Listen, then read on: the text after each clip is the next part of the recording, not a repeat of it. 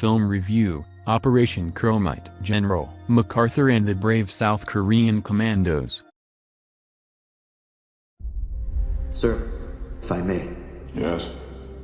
This operation could entail many casualties. Should we proceed?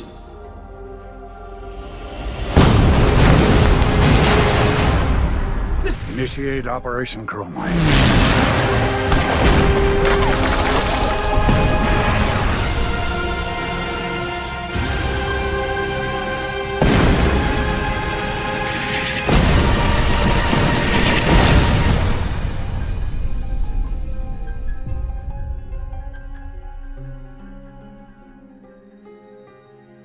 We forget how grim the Korean War looked in 1950. Incheon was safely under iron-fisted communist control and the front line was all the way down at Pusan. However, the tide decisively turned when General Douglas MacArthur led a massive amphibious landing at Incheon, commonly referred to as Incheon in contemporary accounts. An operation like that did not happen without planning. It also required the covert efforts of a team of South Korean commandos attached to the Korean Liaison Office, KLO. Their secret Operation X-Ray will pave the way for the grand titular assault in John H. Lee's somewhat fact-based Operation Chromite. Cromit is a terrific war movie in the Guns of Navarone tradition. Jang Hak-soo was once a communist in the north, but the atrocities he saw drove him to defect to the south. Of course, that makes him the perfect candidate to impersonate Park Nam-chul, a military inspector due to give the Incheon fortifications the white glove treatment. He is played by the always reliable Park Sun-woong,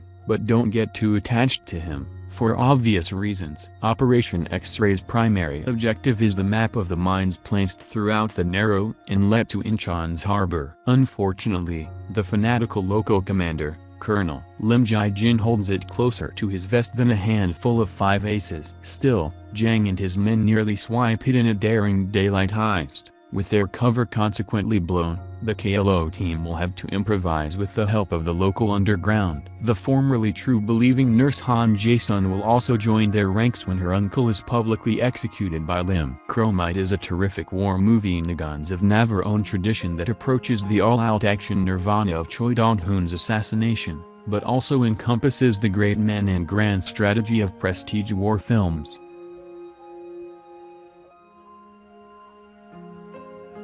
While Lee Jung-jae was wonderfully despicable as the turncoat villain in Assassination, he gets to play the hero this time, carrying himself with mucho action cred and fierce dignity. Lee Beom-su gleefully preens and chews the scenery with relish as the arrogant Lim, while Jin Se-yeon has some rather poignant moments as the rudely disillusioned Han. However, Liam Neeson will shock the world with his hard-nosed but deeply humanistic portrayal of General MacArthur. Unlike previous media caricatures, director John H. Lee and screenwriter Lee Man-hee depict the corncob-smoking icon as a soldier's general, who profoundly empathizes with the South Koreans and chafes under bureaucratic hand-wringing. He goes far beyond Tommy Lee Jones, rich little actin' emperor, getting to old soldier who considers it immoral that DC politicians would ask his men to fight and die with anything less than full victory as their objective.